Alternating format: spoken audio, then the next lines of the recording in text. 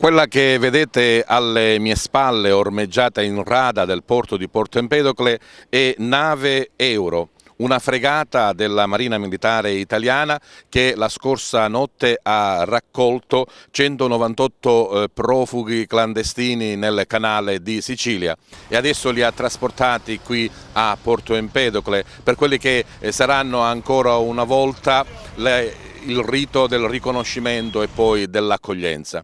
Arriveranno qui nel porto grazie al trasbordo che effettueranno due motovedette della Capitaneria di Porto, Guardia Costiera di Porto Empedocle, con l'ausilio di due gommoni di nave Corsi, la motovedetta CP906 della Guardia Costiera in questo momento qui a Porto Empedocle.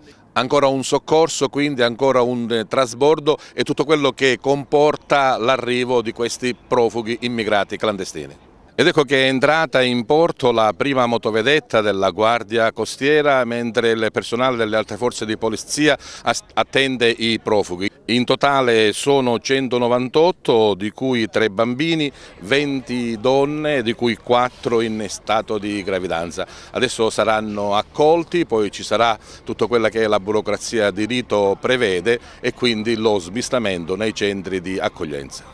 Continua la spola delle motovedette e dei gommoni della Guardia Costiera che dalla fregata Euro portano i profughi qui nel porto.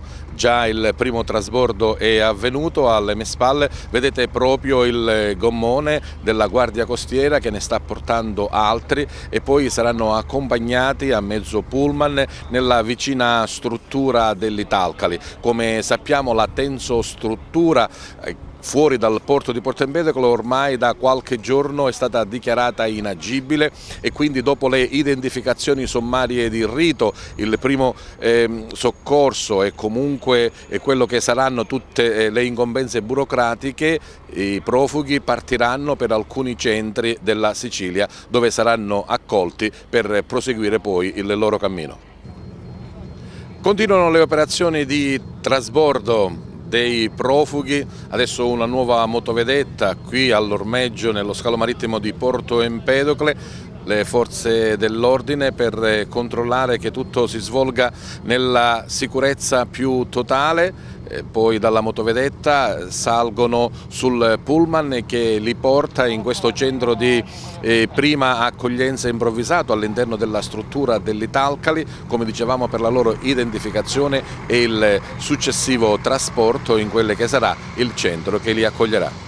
E questo il capannone di accoglienza improvvisato ricavato all'interno della struttura dell'Italcali per l'incombenza delle prime pratiche burocratiche dei profughi appena arrivati qui in Italia. La prima sommaria identificazione all'interno della struttura e poi la destinazione per i centri di accoglienza in Sicilia.